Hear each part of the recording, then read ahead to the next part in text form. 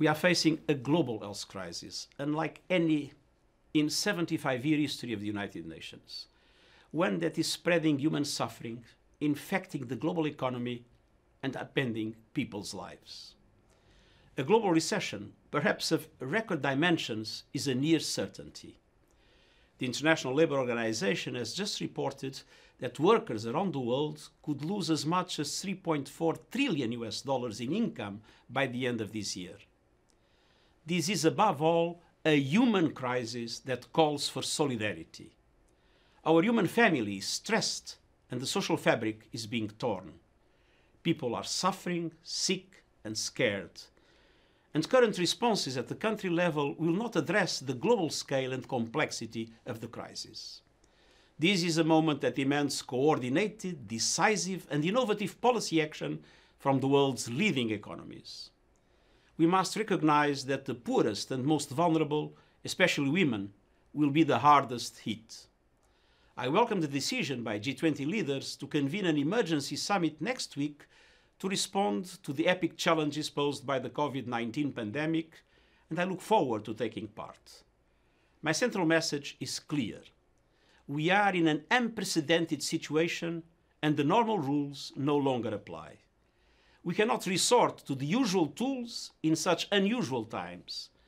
The creativity of the response must match the unique nature of the crisis, and the magnitude of the response must match its scale. Our world faces a common enemy.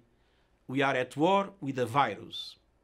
COVID-19 is killing people as well as attacking the real economy at its core: trade, supply chains, businesses, jobs.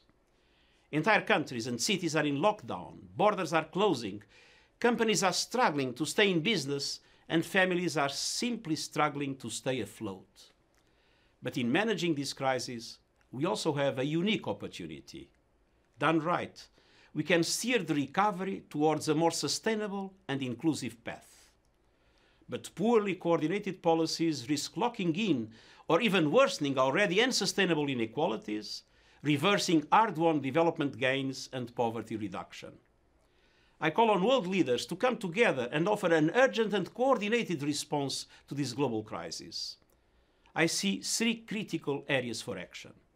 First, tackling the health emergency.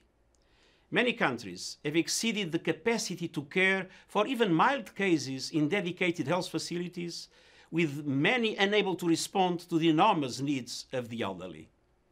Even in the wealthiest countries, we see health systems buckling under pressure. Health spending must be scaled up right away to meet urgent needs and the surge in demand, expanding testing, bolstering facilities, supporting healthcare workers, and ensuring adequate supplies with full respect for human rights and without stigma. It has been proven that the virus can be contained. It must be contained.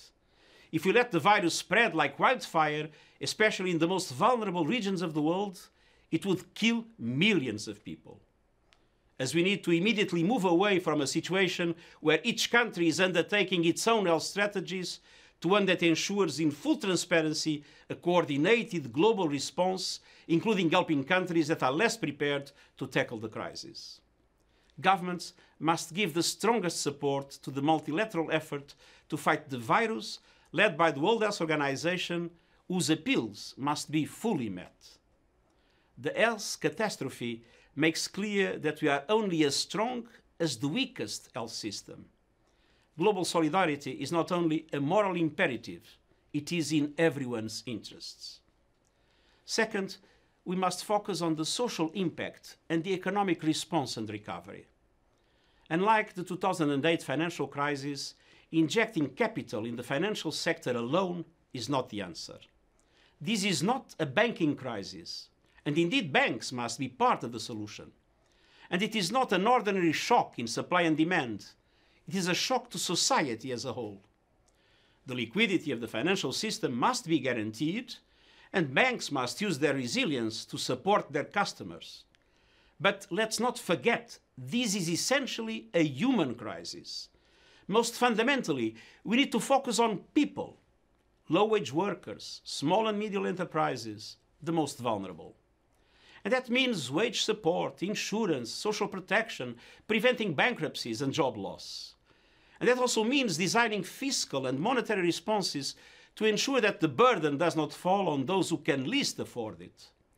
The recovery must not come on the backs of the poorest, and we cannot create a legion of new poor. We need to get resources directly in the hands of people. A number of countries are taking up social protection initiatives, such as cash transfers and universal income. We need to take it to the next level to ensure support reaches those entirely dependent on the informal economy and countries less able to respond. Remittances are a lifeline in the developing world, especially now. Countries have already committed to reduce remittance fees to 3%, much below the current average levels. The crisis requires us to go further, getting as close to zero as possible. In addition, G20 leaders have taken steps to protect their own citizens and economies by waiving interest payments. We must apply the same logic to the most vulnerable countries in our global village and alleviate their debt burden. Across the board, we need a commitment to ensure adequate financial facilities to support countries in difficulties. The IMF, the World Bank, and other international financial institutions play a key role. The private sector is essential in creating investment opportunities and protecting jobs. And we must refrain from the temptation of resorting to protectionism. This is the time to dismantle trade barriers and re-establish supply chains. Looking at the broader picture, disruptions to society are having a profound impact. We must address the effects of this crisis on women. The world's women are disproportionately carrying the burden at home and in the wider economy. Children are also paying a heavy price. More than 800 million children are out of school. Right now, many of whom rely on school to provide their only meal. We must ensure that all children have access to food and equal access to learning, bridging the digital divide and reducing the costs of connectivity. As people's lives are disrupted, isolated and upturned, we must prevent this pandemic from turning into a crisis of mental health, and young people will be most at risk. The world needs to keep going with core support to programs for the most vulnerable, including through UN-coordinated humanitarian and refugee response plans. Humanitarian needs must not be sacrificed. Third and finally, we have a responsibility to recover better. The 2008 financial crisis demonstrated clearly that countries with robust social protection systems suffered the least and recovered most quickly from its impact. We must ensure that lessons are learned and that this crisis provides a watershed moment for health emergency preparedness and for investment in critical 21st century public services and the effective delivery of global public goods. We have a framework for action, the 2030 Agenda for Sustainable Development, and the Paris Agreement on climate change. We must keep our promises for people and planet. The United Nations and our global network of country offices will support all governments to ensure that the global economy and the people we serve emerge stronger from this crisis. That is the logic of the Decade of Action to deliver the Sustainable Development Goals. More than ever before, we need solidarity, hope, and the political will to see this crisis through together. Thank you.